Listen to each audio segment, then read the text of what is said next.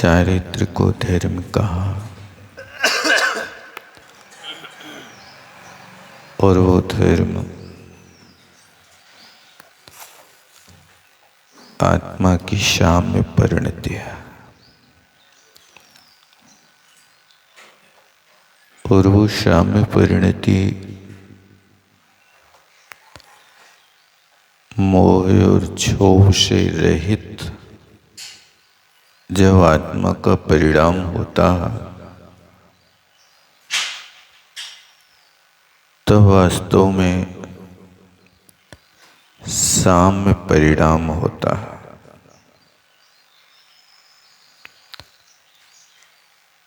लोग पढ़ते रहते हैं,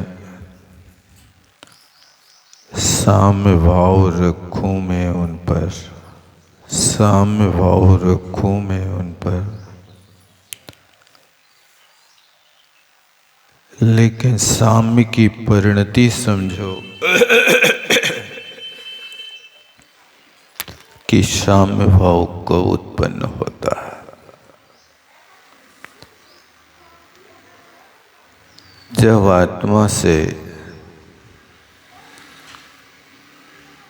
पूर्ण रूप से दर्शन मोहिनी और चारित्र मोहिनी कषाय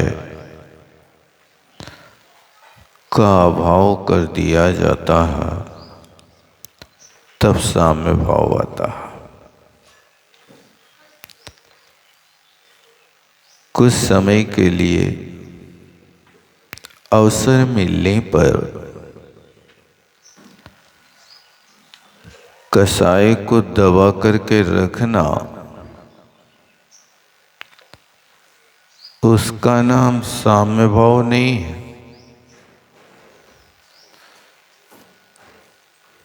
अथवा कोई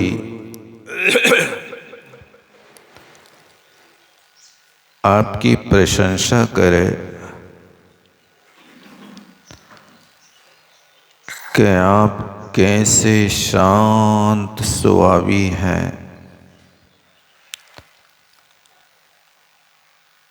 आपके पास तो कसाय कभी नजर आती ही नहीं, ऐसा यदि कोई प्रशंसा करे तो उस समय व्यक्ति अपने आप को और बनावटी बना करके दिखाता, हाँ बराबर तुमने सही पकड़ा।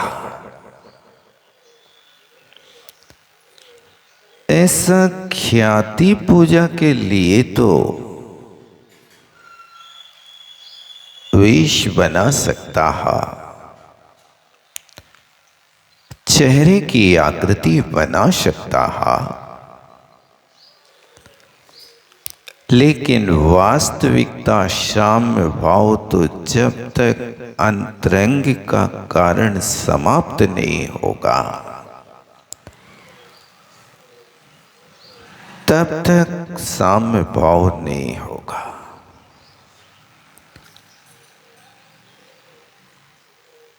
दूध सफेद दिखाई दे रहा है,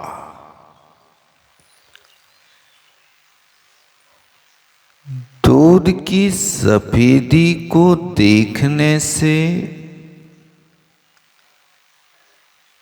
दूध खट्टा है या मीठा है इसका ज्ञान नहीं किया जा सकता, क्योंकि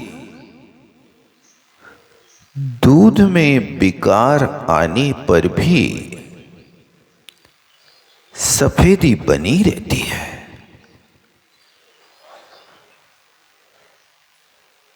दूध की मिठास जाने के बाद भी खट्टापन अपना साम्राज्य जमा लेता है। इसी तरह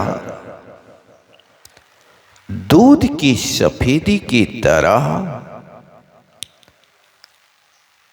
यदि कोई बाहर से दिखावटी बने लेकिन चखने पर तो उस दुग्ध का लोक त्याग कर देता है। इसी तरह प्रशंसा के काल में बीत रागता प्रकट कर सकते हो, लेकिन जब कोई गालियां दे और उस समय मुस्कान बनी रहे, अंदर में क्षोभ ना हो,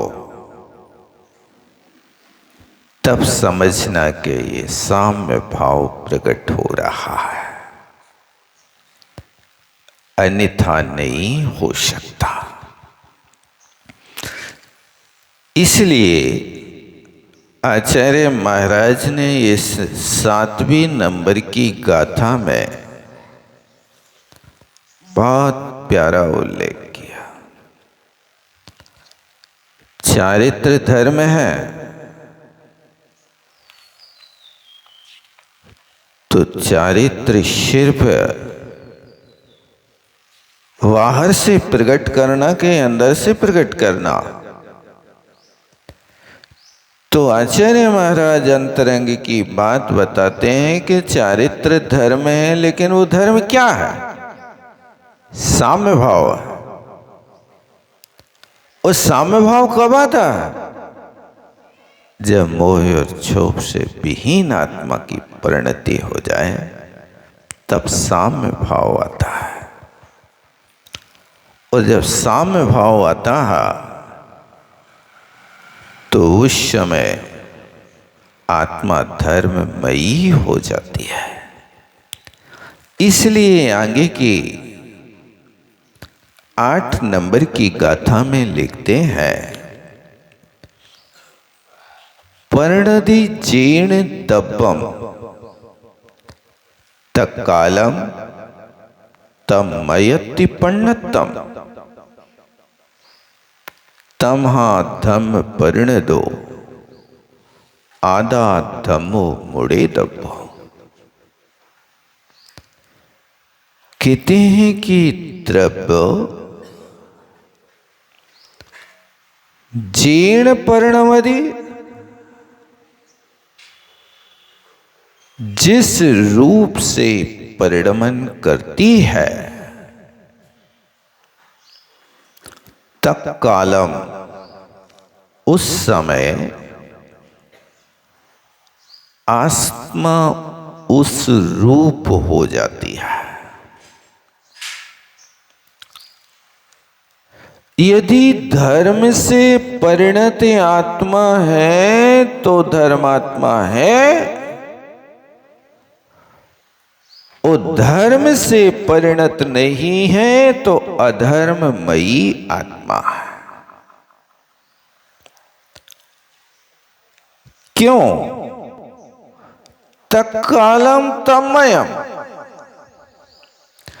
आप जिस काल में जिस रूप हैं, उस रूप आत्मा परिणमन कर जाती है। ये तो अपन लोक व्यवहार से भी जानते हैं। आपसे कोई पूछे कि आप पिता हैं कि पुत्र हैं, पति हैं या भाई हैं, या मामा है या नाना है, क्या हैं आप? बता सकते हैं? आप एकांत से नहीं कह सकते कि मैं पिता ही हूं। क्यों? जीर्ण परिणमदि तत्कालम तन्मयम् भवति। यदि आपका बेटा आपको बुलाता है तो आप पिता बन जाते हैं। तन्मयम्, पुत्र के सामने आप पिता बन गए। और भनेज के सामने मामा बन गए, और नाती के सामने तममयम परिणति, उस रूप परिणमन कर जाता है। आत्म तत्व एक है, लेकिन वो जिस रूप परिणमन करता है उस समय उस रूप ही हुआ करता है। वो अपने आप को मान लेता है, मैं मामा ही हूं। एकांत है कि अनेकांत है? वो उस समय एकांत है क्योंकि वो अपने भनेज के सामने खड़ा है, इसलिए तन्मयत्तम, तन्मय हो गया। और वही व्यक्ति जब पुत्र के सामने खड़ा होता है तो पिता हो जाता है। तो यहां ये समझना कि द्रव्य किस समय किस रूप परिणमन कर रही है। जब आप परमात्मा की पूजा कर रहे हैं तो आप पुजारी हैं, और जब आप दुकान पर बैठ करके दुकान चला रहे हैं तो व्यापारी हैं, और जब कोई वस्तु आप किसी से मांग रहे हो तो भिक्षु हो, और भूख की बाधा सता रही है तो बुभुक्षु हो, खाने के इच्छुक हो। आप 24 घंटे एक रूप में नहीं रह सकते। प्रत्येक समय जैसा अवसर आता उस रूप परिणमन कर जाता है। जब क्रोध रूप परिणमन कर रहे हैं तो क्रोधी व्यक्ति को कोई पुजारी कहेगा? कभी नहीं कह सकता। और क्रोध का निमित्त मिलने पर भी वो परमात्मा को ना भूले तो उस समय पुजारी कहा जा सकता है।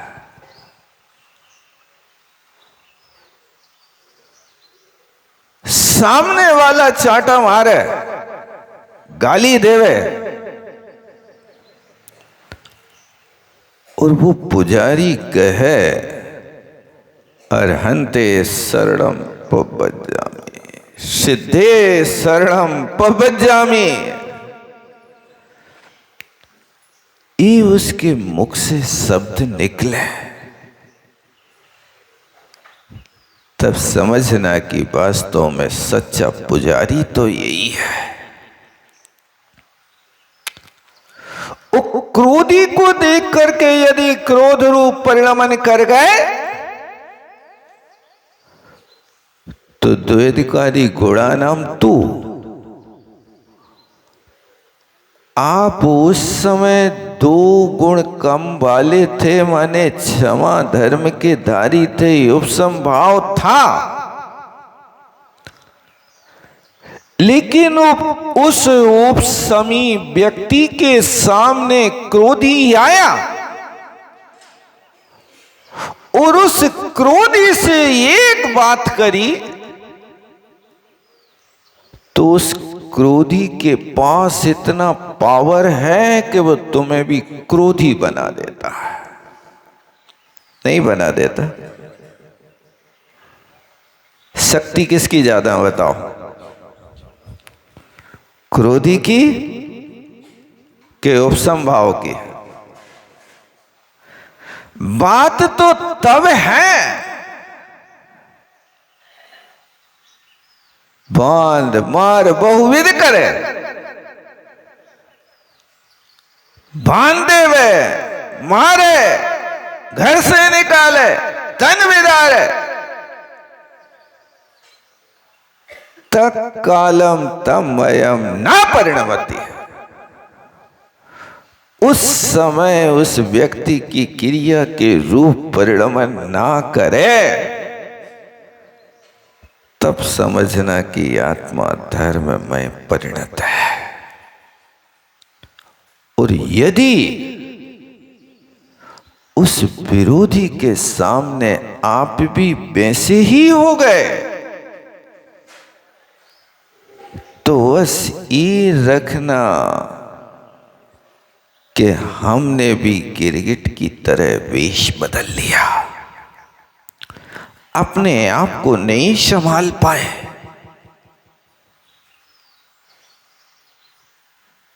क्रोधी के सामने क्रोधी बन गए, और कोई हाथ जोड़ करके मुस्कुरा करके और आपके लिए सम्मान करने खड़ा हो, तो तत्कालम कीड़ परिणमति।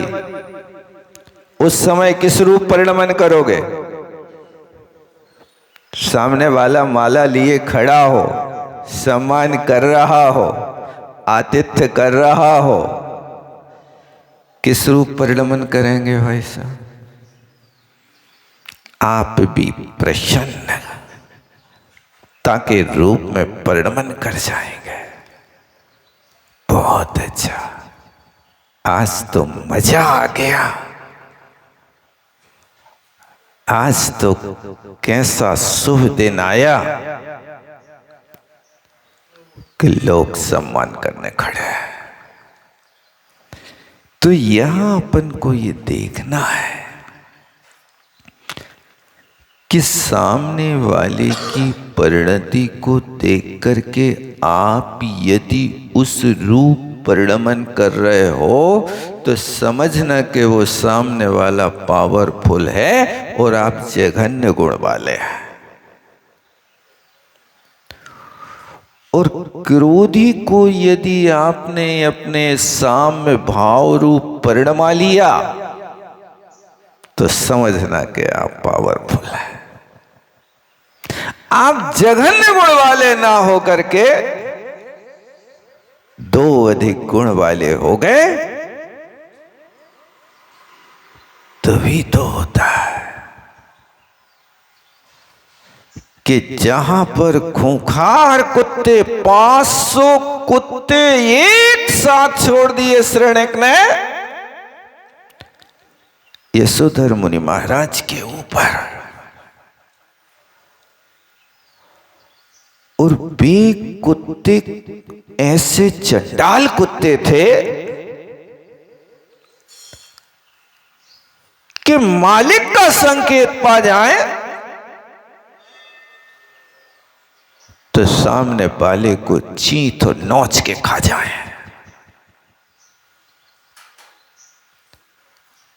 ऐसे क्रोध से जिनको भरा हो, ऐसे जिन कुत्तों को पूरा साहस डाला हो और सामने वाले निहत्थे व्यक्तित्व के सामने दौड़ा दिया और भी कुत्ते जाकर के अपना पूरा बल प्रकट किया, लेकिन जहां साम्य दृष्टि थी वहां देखो इन 500 खूंखार कुत्तों का बल ज्यादा कि यशोधर मुनि महाराज का बल ज्यादा। वहां पहुंचे, पूरे रंग में रंगे थे कसाई के, पूरा मन था मुनि महाराज के ऊपर झपटेगा और वे 500 कुत्ते दुई अधिकारी गोड़ा नाम तो अधिक गुणवान साम्य दृष्टि वाले मुनि महाराज के पास पहुंचे। सब ऐसे जादू हो गया, ऐसा जादू हो गया कि 500 ही कुत्तों का क्रोध कसाय का नशा ऐसा उतर गया कि जैसे पुलिस वाले को देख के शराबी छिप जाता है या जिसको भांग का नशा चढ़ ना पाया हो और नींबू का रस पिला दिया गया हो, तो जैसे वो नशा समाप्त हो जाता है, ऐसा उन कुत्तों का नशा भी समाप्त। और वे 500 कुत्ते यशोधर मुनि महाराज के पास कसाय को छोड़कर बिल्कुल शांत स्वभावी बन गए। एक कथा तो सुनी है कि नहीं सुनी? इसलिए यहां लिखा कि चीर्ण दबम जिस रूप से द्रव्य परिणमन करता है उस काल में वो द्रव्य उस रूप हो जाता है। बहुत प्यारी गाथा है। बस प्रतिपल अपनी ओर झांकना, क्योंकि हम आत्मा के चारित्र गुण को सीख रहे हैं।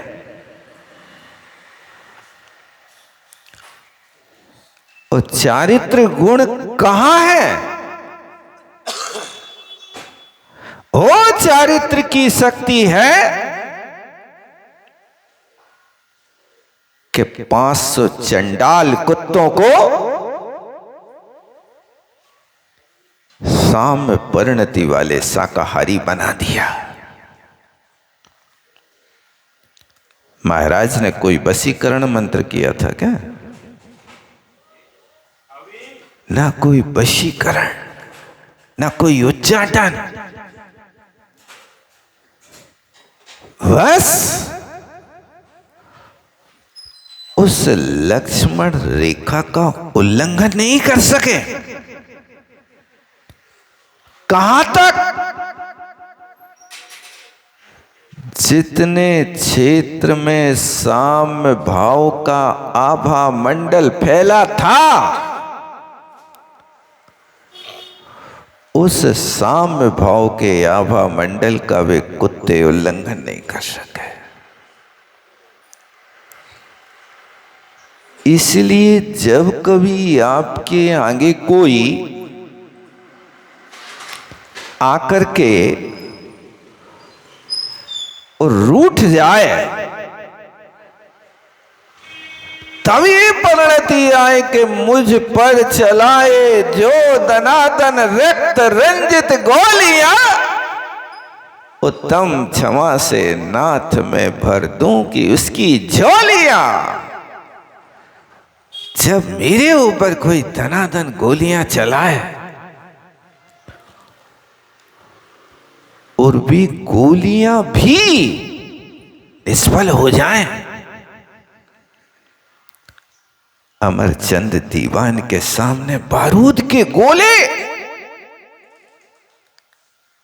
संतरा की गोलियां नहीं, विशाल गोले दागे गए। यशोधर महाराज के सामने तो कुत्ते शांत हुए। ये तो चेतनात्मक आत्मा थी, लेकिन भी बारूद के गोले कौन से चेतन थी बताओ।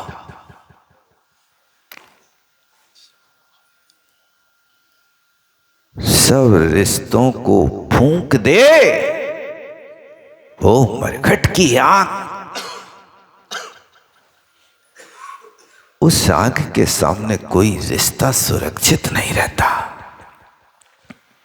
सबको साफ कर देता है।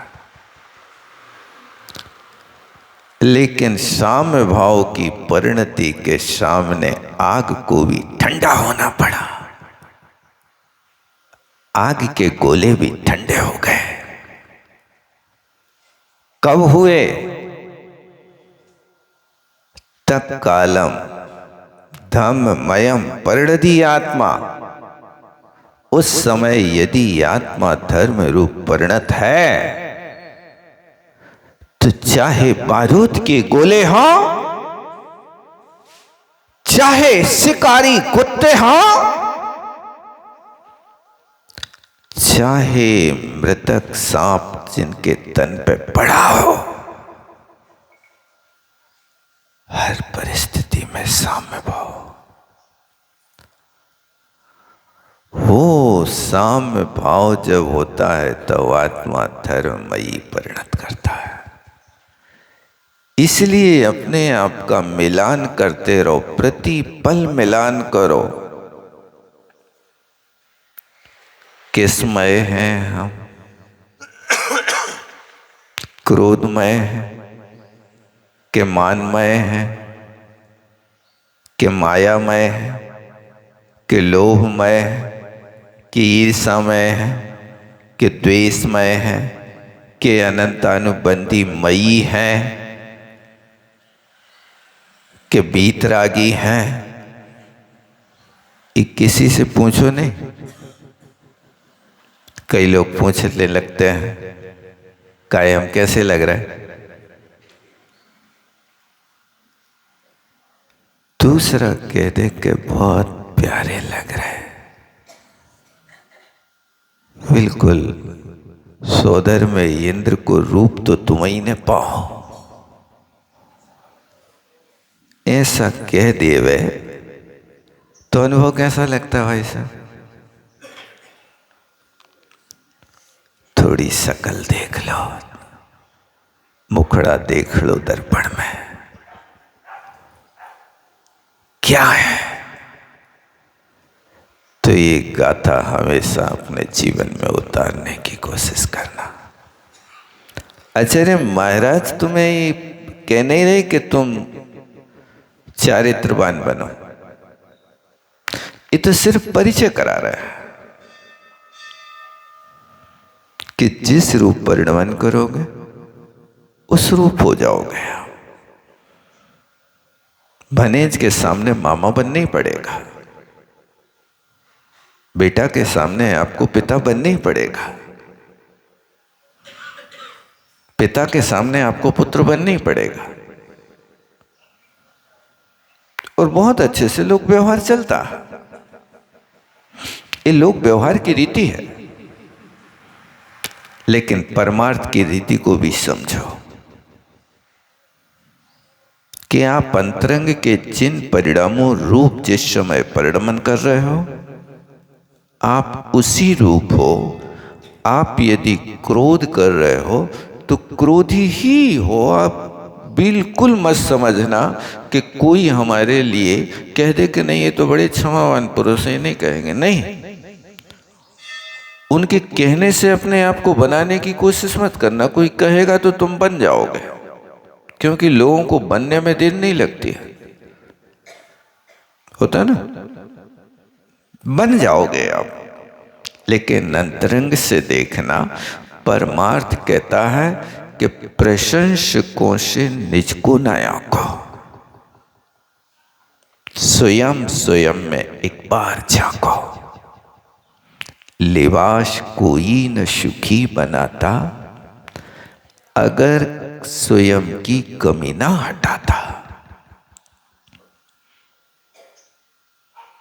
प्रशंसक लोग तो रोते हुए बालक को चुप करने के लिए मां उसको भी राजा बेटा कहती है। जो बच्चा प्रमादवश गिर गया खेलते खेलते, वो जिसका चबुआ टूट गया, मां उसको भी कहती नहीं बेटा, घोड़ा कूदा है। ऐसा कैसा घोड़ा कूद गया? और वो भी बच्चा अपने आप को मान लेता, हाँ घोड़ा कूद गया, मान बैठा हो। ये प्रशंसकों से निज को नया को। दुनिया दुरंगी है, स्वार्थ सिद्ध होगा तो जहां काम बने बाका, गधा से कहे काका। क्यों ये दुनिया ऐसी है?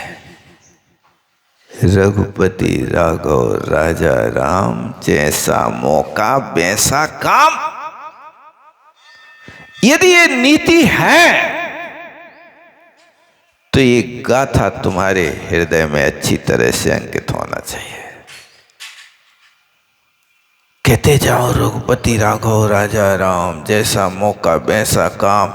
ई गाथा को पर्णमदि जैण दब्बम, पर्णमदि जैण दब्बम, तक कालम तम मयमिति पल्लतम। जैसा मौका वैसा काम यदि करोगे तो उस समय आप मायावी हो कि तपस्वी हो, इसका निर्णय कर लेना। जैसा मौका वैसा काम करने वाला व्यक्ति तपस्वी नहीं हो सकता। तपस्वी तो वो होता है कि जो अपनी तपस्या के बल से कुत्तों को भी शांत कर ले। आपकी तपस्या का अनुमान करो, क्या आप अपनी साधना से अपने बेटे को भी शांत करने की ताकत रखते हो?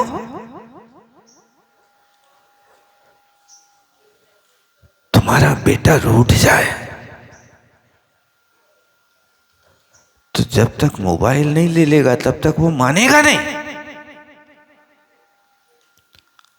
टॉफी के लिए 50 का नोट मांगेगा तो ऐसा आंदोलन करेगा कि जब तक उसकी मांग पूरी नहीं होगी तब तक वो चुप होगी ही नहीं, भले ही आंसू न आए। लेकिन चिल्लाना तो आता है, रोने का बहाना करना तो आता है। वैसे ही समझना कि बेटा इस समय तुम रो रहे हो तो जो रोवत है सो खोवत है, जो जागत है सो पावत है।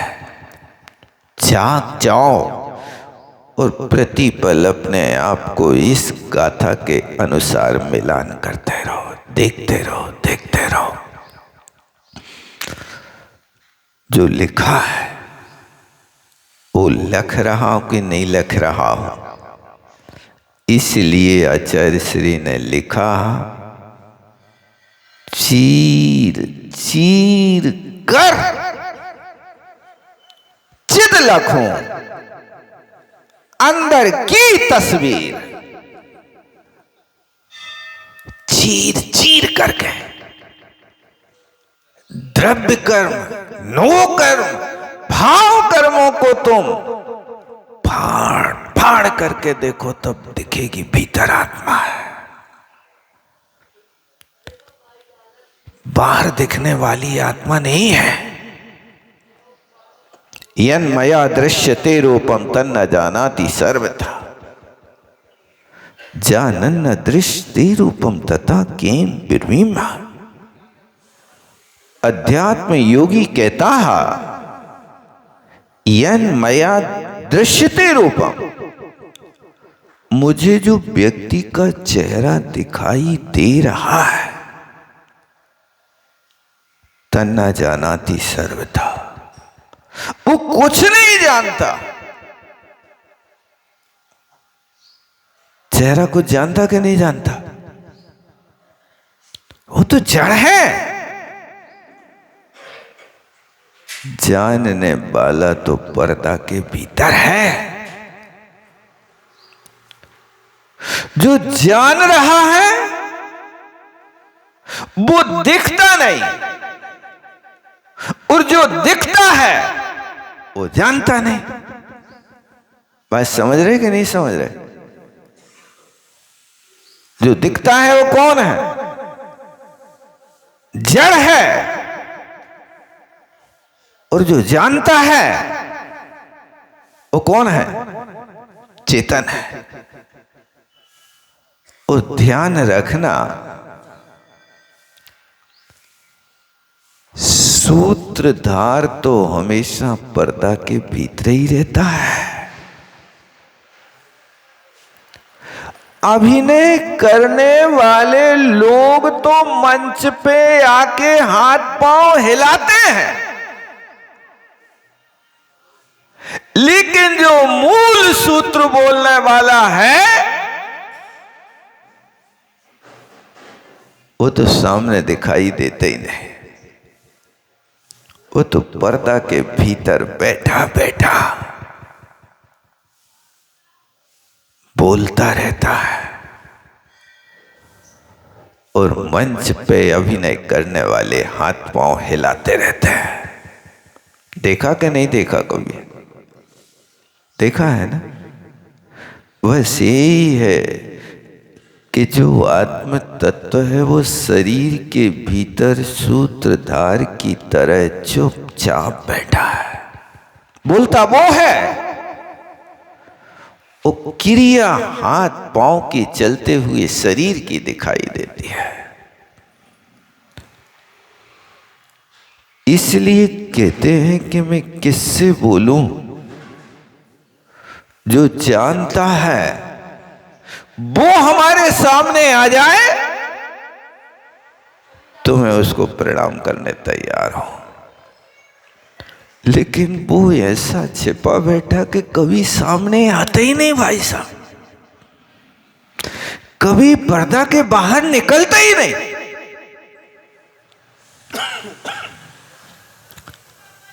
और हम पर्दा को बढ़िया मल्टी कलर से सजा धजा करके समझते हैं कि यही सब कुछ है। बाद में पश्चाताप करते हो, जिसके श्रृंगारों में मेरा यह महंगा जीवन खुल जाता। किसको सजाते रहे? किसको सजाया? क्रीम पाउडर लगाया किसमें? आत्मा में के शरीर में? बस जिसको सजाना था वहां तक पहुंच नहीं पाए, और जिसको सजाने में लगे हैं बस यही है, रात दिना में दास होए कर सेव करी तन तेरी, तो तन मेरे काम न आयो भूल रहो निधि मेरे। रात दिन जिसकी गुलामी करता रहा वो अपने रूप बदलता रहा। और मैंने जो आशा बना रखी थी कि काम में आएगा, तो बाद में वो धोखा दे देता है। जिसको तू अपना समझे था वो दे बैठा धोखा, प्राण गए पर जल जाएगा ये माटी का खोखा। खोखा ढोते में, खोखा धोते में सारी जिंदगी निकल गई। ढोते रहे कि धोते रहे? खूब मल के धोया, लेकिन जो कसाई की काई धोना थी वो तो धुली नहीं। आज इतना ही रखता है। जावाणी के ज्ञान से सूझे लोकालोक, सोवाणी मस्तक धरूं सदा दिन। हे जिनवाणी भारती तो है जपूं दर रहे, जो तेरो शरणा है। देव भजो अरहंत को गुरु श्रेय हो निर्ग्रंथ। दया धर्म पालो सदा यही मोक्ष का पंथ।